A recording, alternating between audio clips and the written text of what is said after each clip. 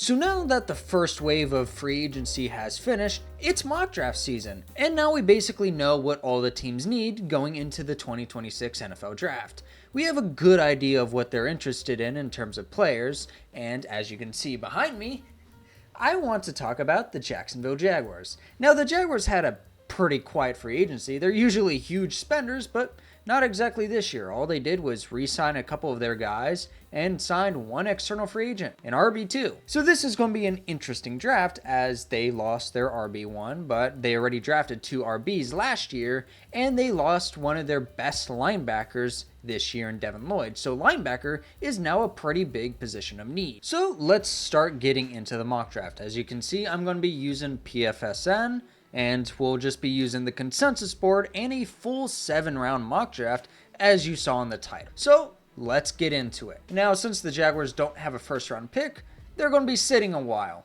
and I don't feel like they're going to make a trade into the first round. They just don't really have the capital for it.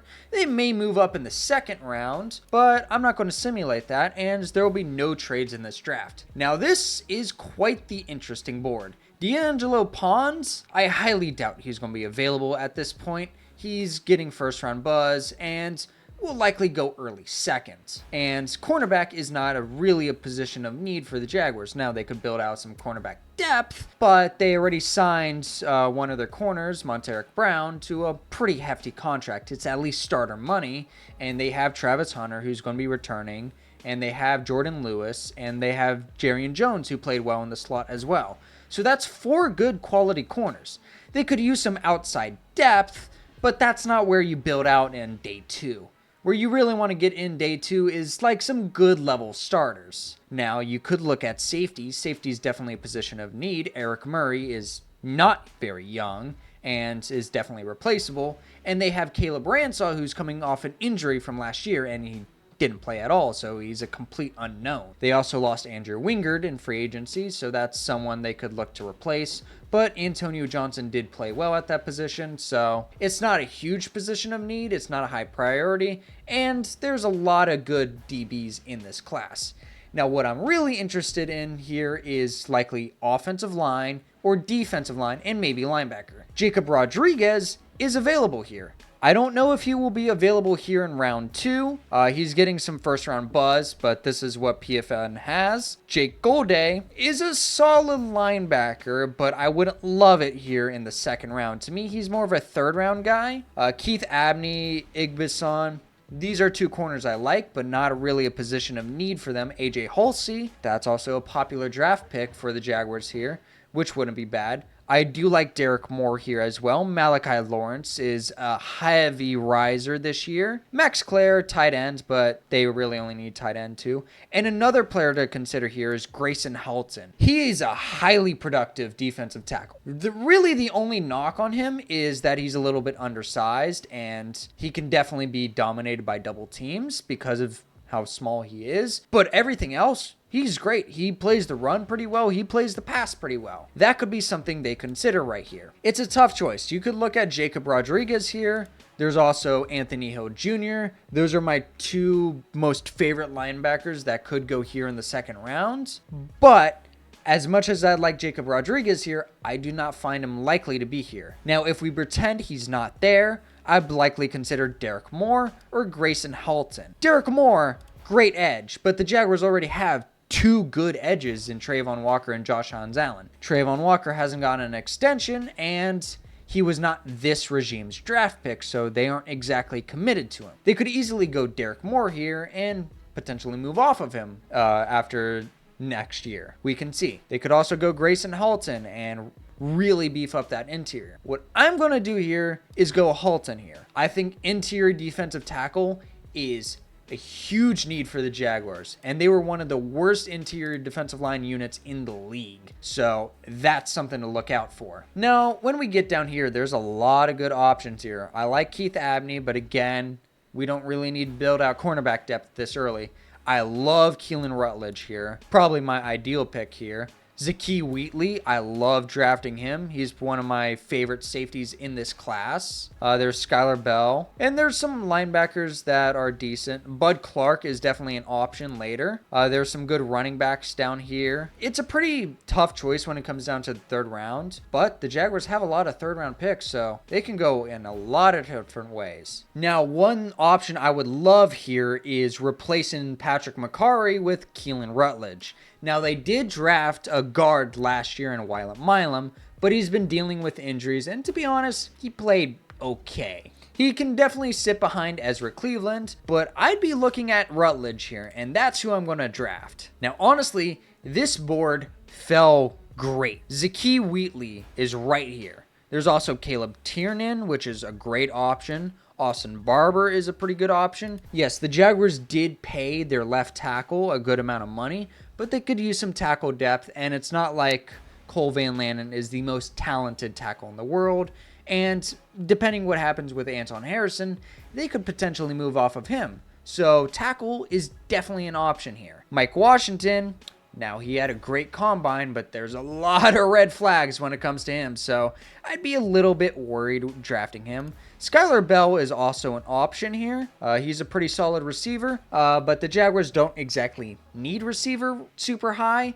They have 4 pretty good options. They have Brian Thomas Jr., Jacoby Myers, Parker Washington, and even Travis Hunter. That's 4 pretty good options right there. So they don't really need to go wide receiver super early. They could also consider tight ends, but there's not a lot of good tight end options right now. There's Michael Trigg, but I don't think he's a good fit. There's Joe Royer, who I think is pretty good.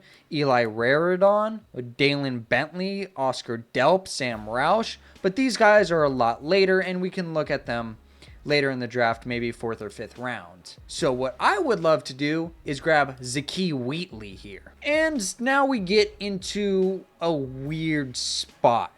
There's a lot of good options here. There's a running back, there's a wide receiver, there's some offensive tackles here. Romello Height is an interesting guy. He's a pretty athletic guy. He's a fantastic pass rusher. Not amazing against the run. Maybe you could consider Raridon here. You could go a lot of different ways and be happy with the Jags pick here. They don't really need a running back right now, but it could be an option, but I don't feel like they would go running back this early. They could go Demetrius Crown over here. He had a pretty good Senior Bowl. So that's somebody they can consider here. Jake Slaughter, maybe replace Robert Hainsey. That could be an option. There's Devin Moore. That's a pretty good solid corner option for some depth. You don't really need a starter right now, and you could build behind him, but I feel like it'd be a little too early to build up cornerback depth. Bryce Lance, that's a very interesting option right here. Look at that RAS. He's a very similar build to Brian Thomas Jr., except he played in a very much smaller conference, not the SEC like Brian Thomas Jr. Maybe they could end up trading Brian Thomas Jr. and going after Bryce Lance.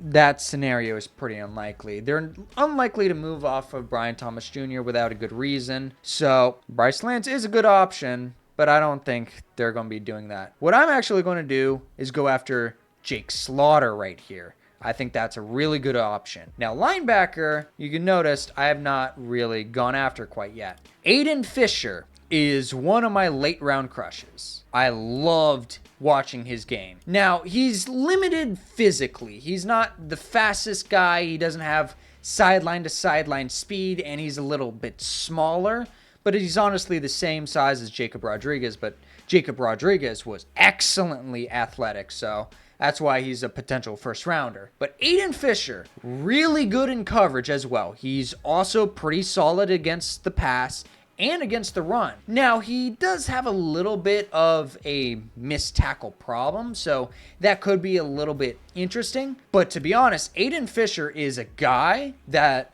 James Gladstone would be interested in. He's honestly a dog, and this is who I'm going to be drafting right here. So now we got a long wait, and there's some decent options. Tyrone Montgomery, one hell of a Senior Bowl right there.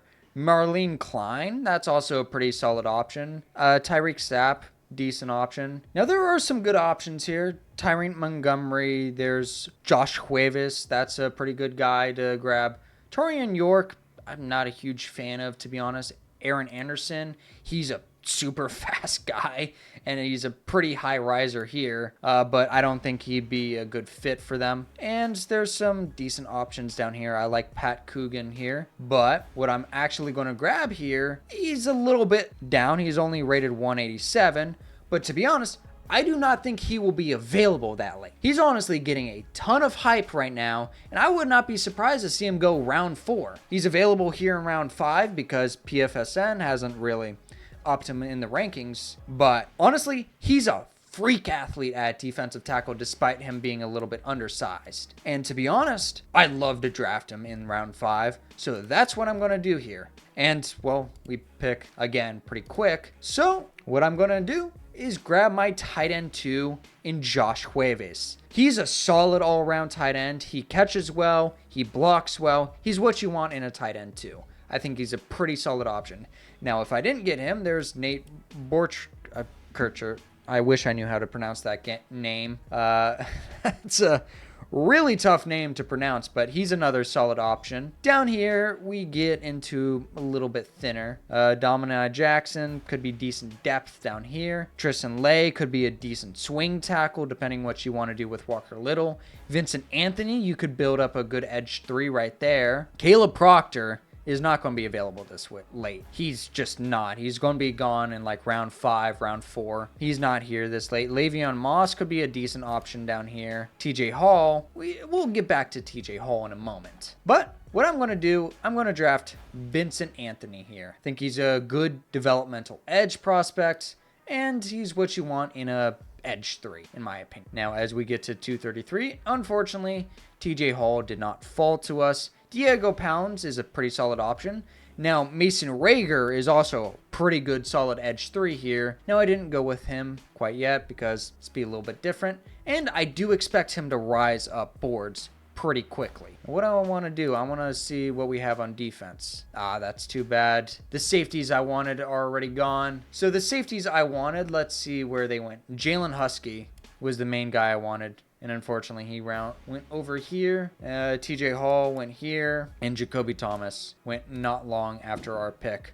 And those are like interesting DBs I'm looking at, but not all hope is lost. I do like Toronto Pride Jr. I think he does fit in a good zone scheme, so we will go ahead and build up some cornerback depth there. And now, basically towards the end of the draft, we have 2 picks left in the 7th round, and to be honest, they could go all over the place. Diego Pons is still available. Cameron Ball is a decent option here, not my favorite. I've not looked at Wisniewski. There's very few guys I really looked at. Skylar Gill-Howard is falling off boards. I remember when you could draft him in the 4th rounds. Now he's practically falling out of the draft. Xavier Thomas is a pretty good option. Carver Willis I do like. But what we'll do, you know what? Mason Rager is still here, so why not pick him up? And Diego Pons is another pretty solid tackle, backup tackle you could pick up, so we'll be picking him up down here. And to be honest, 7th round is a bit of a crapshoot, so you never really know what you're going to get. This is the draft I got so far. So let me know what you guys think of this mock draft. Jags fans, how'd I do? Do I know what I'm talking about? Or do you absolutely hate this mock draft? Personally, I would love if the draft fell this way. I'd probably give it an A right there. But we never know what's going to happen on draft day. A lot of things can change, and maybe they end up drafting some player I've barely ever heard of. That happens a lot, to be honest. But let me know what you think in the comment section below. If you enjoyed this video, please leave a like and sub. It's greatly appreciated and lets me know you guys enjoy these videos. Anyways, I will see you guys in my next video. Bye.